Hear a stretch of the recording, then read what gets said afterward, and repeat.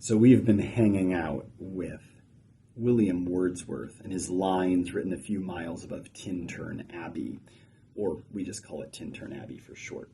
Today, we're going to look at the final section of the poem.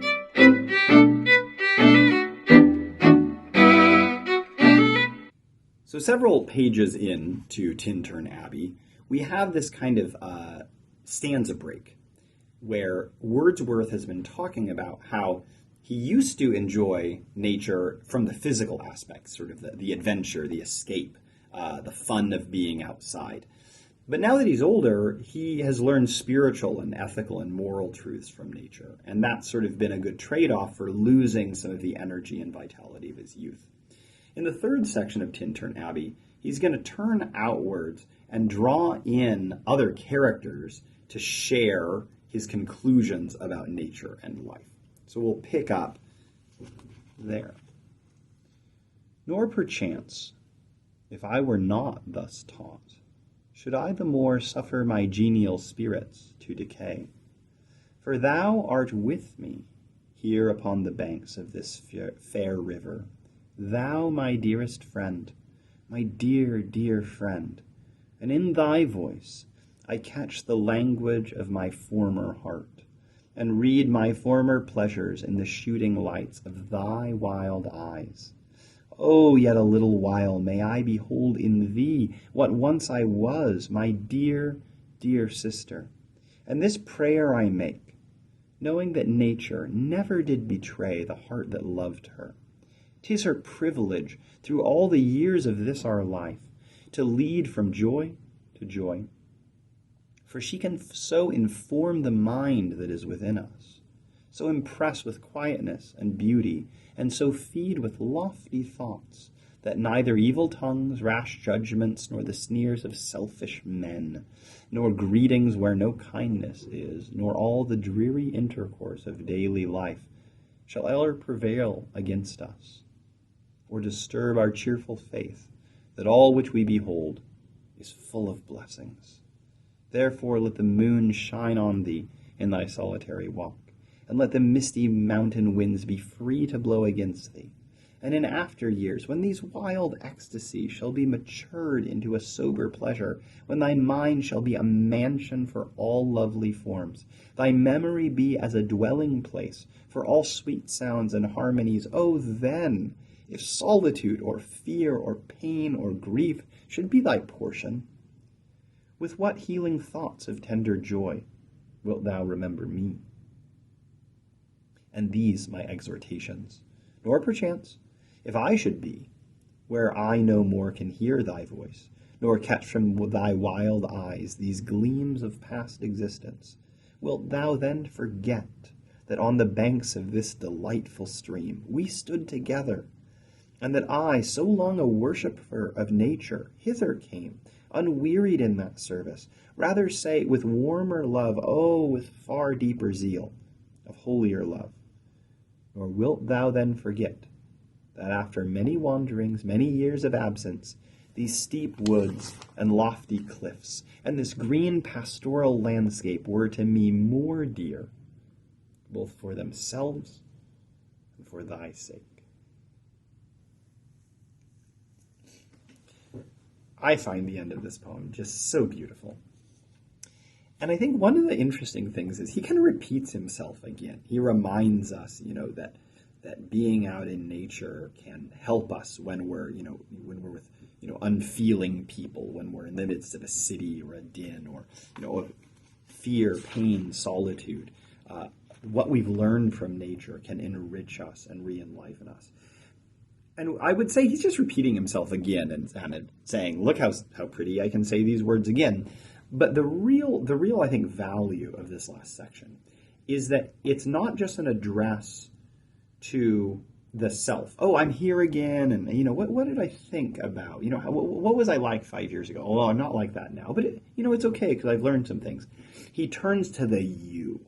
And when we talk about lyric poetry in particular, often lyric poetry revolves around an I-you relationship. Sometimes that's romantic, but often it's not. The you could be the reader, the you could be a friend. And here the you it seems, at least at the literal level, is portrayed as a sister.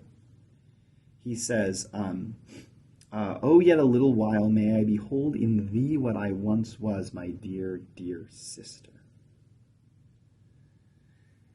So there's this kind of turning to the other, to the beloved other, at least in a sort of brotherly way or a friendly way. He also calls her his dearest friend, his dear, dear friend. And saying, look, I want the things I'm learning to be things that are also in you. But one of the lovely things about this poem is that it's also about us as a reader. We, I think, become stand-ins for the sister, or at least when I read this, and when many have read it for the last couple hundred years, they have felt that they were standing in for the sister. And the things he says, I wish this for you, I wish this for you. It feels like he's talking to you, the reader. He's talking indirectly to you the whole time, and yet it's almost like he turns his rhetorical focus to you and says, I want this for you too. And then he says, and I just love this, this green pastoral landscape were to me more dear both for themselves and for thy sake. So there's this like, look, I've been talking about this pretty place and all the things I've learned from it and all the things that make me sad or make me happy or, fortify me for future years. But also, you know what? Why it makes me happy? It makes me happy for your sake. You get to have this life of enjoying nature, of interacting with your changing body and your changing soul and the changing of nature. And it's not all going to be happy. It's not all going to be pretty. There may be, as he lists, fear and solitude, pain and grief.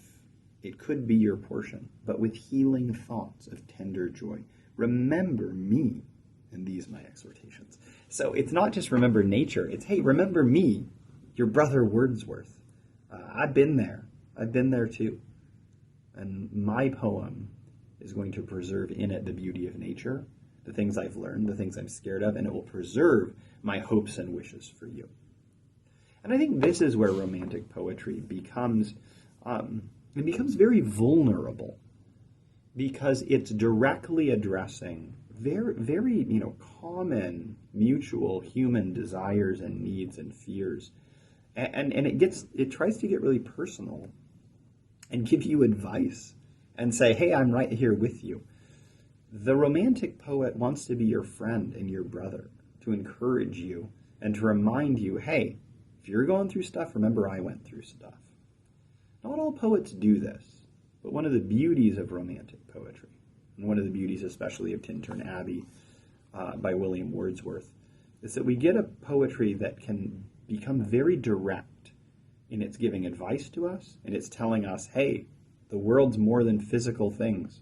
There's a spirit, there's a presence. Now, I'm not going to tell you, which God it is or, what church to go to. If you want to go to church, probably the best church is nature, right? That's what will inform your moral being and help you, experience all the vagaries of life with fortitude and with courage. I really love this poem. It's not the only type of poem that can be written. We'll look at many other very different poems on this channel. But thanks for hanging out and talking about this one. Like I said, if you wanna find it, it's in Lyrical Ballads. This is the 1798 edition, which is pretty short. There's also an 1801 version that is longer, but this poem is in both versions. So go check it out. I say read it aloud. Read it to your friends. It's such an encouraging poem. And just to put it in your mouth and to hear the beauty of the words, which often seem very simple and even repetitive, I think is to feel the power of the poem. Thanks for hanging out with us. I've been Dr. Timothy Bartell.